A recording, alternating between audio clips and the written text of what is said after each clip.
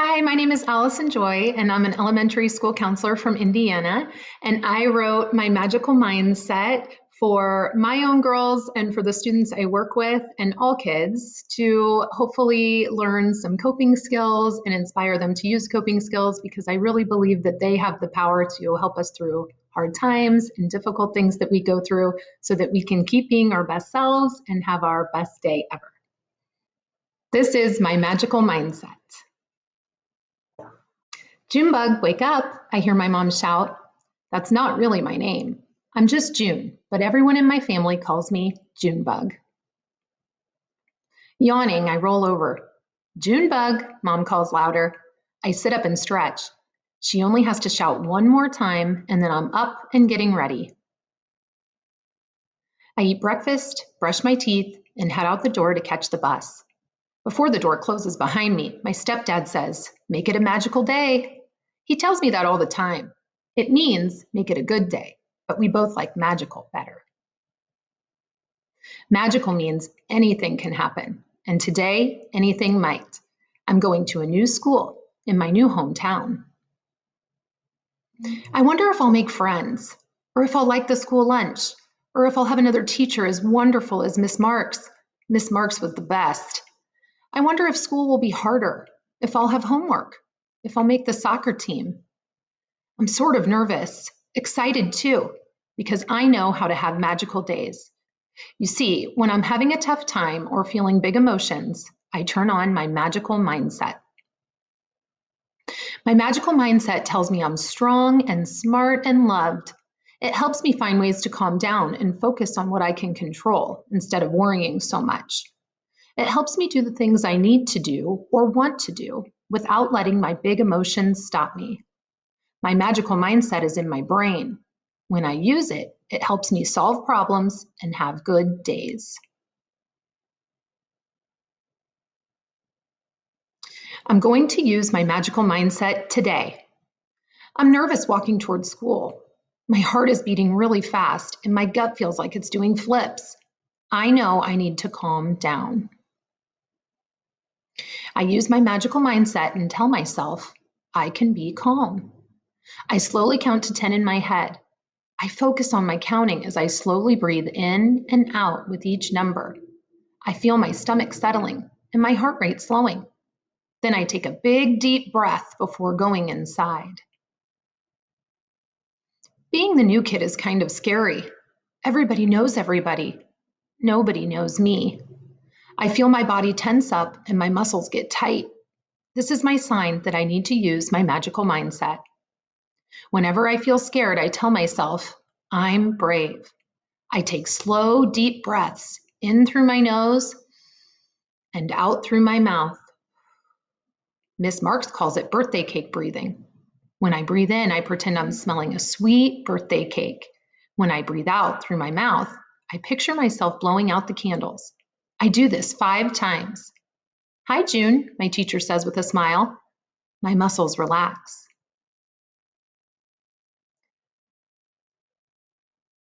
Someone tells a funny story in art class that reminds me of my best friend James. He's back at my old school, in my old hometown, with my old friends. I feel a lump in my throat and tears in my eyes. My magical mindset clicks on and reminds me that when I feel sad, I can focus on the good things. Drawing always cheers me up, so I sketch a picture for James. It's okay to be sad, but I have a lot of things to be happy about too.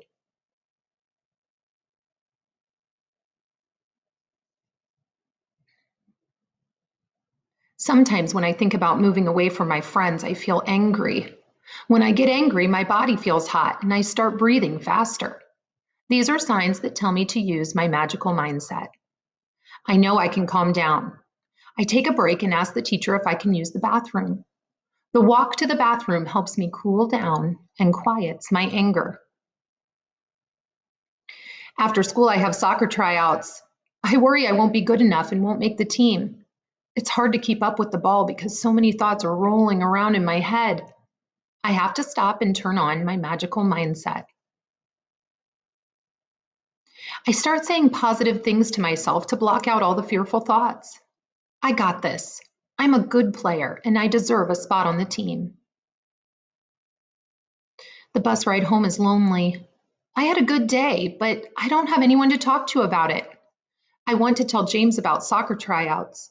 I want to tell Miss Marks that I used the breathing trick she taught me. I try using my magical mindset, but I'm having trouble feeling better. I search my brain for ideas that will help me feel less lonely, but I can't think of any. I'm stuck. Being stuck happens sometimes. It doesn't mean my magical mindset is broken. Sometimes I just need a little help. That's when I talk to someone I trust. I tell them about how I'm feeling and explain my problem. When I get home, I tell Mom about my lonely feelings. She listens and helps me come up with a plan to stay in touch with James.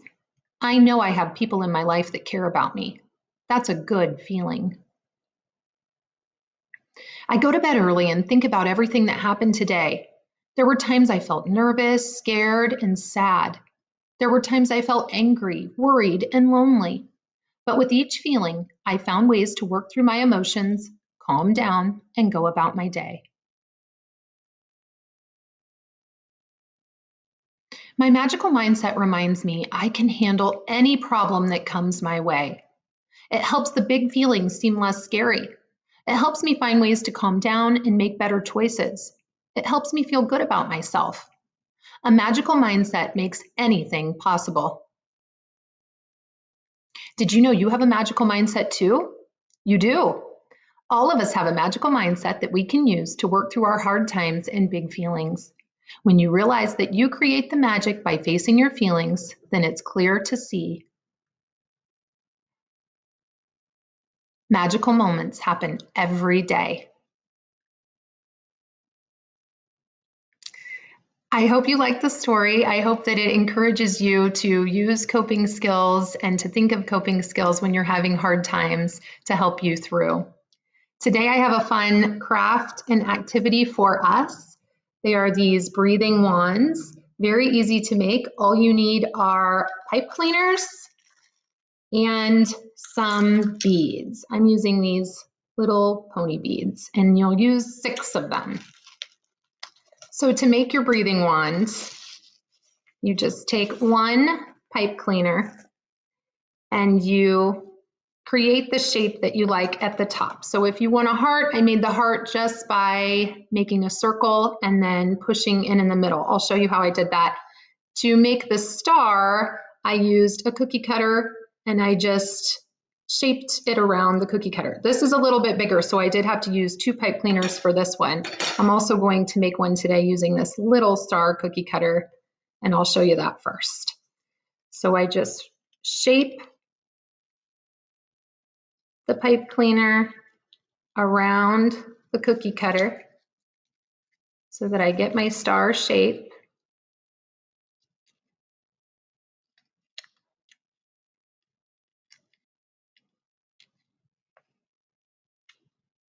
And once I have it all the way around, I slide it off. See, it made a star. And you just twist the end.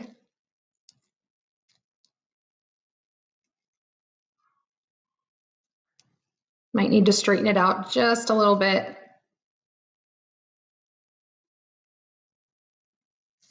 And then you add your beads.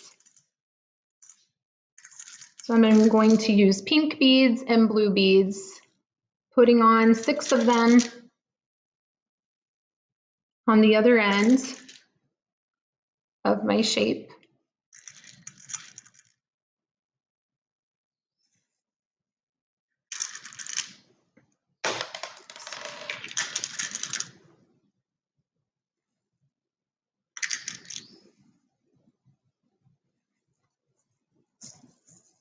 I'm going to slide them up to the top there, and then on the bottom you just twist in a circle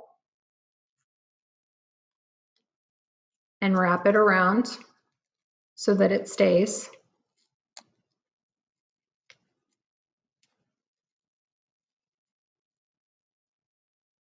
And then you have your wand, and I'll show you how we use these. So here's my small star, here's my big star. If you wanted to make a heart, when you first start, you'll make a bigger circle at the top and wrap it around so that it stays. And then just push in the top so that it forms a heart shape. And really, you could use any shape that you want or create anything at the top of your wand. So how we use the breathing wands, every time you move a bead up, you'll take a breath in or a breath out. And when we're taking deep breaths, we breathe in through our nose and out through our mouth. In through our nose, out through our mouth. So when you move all beads, you'll do that 3 times.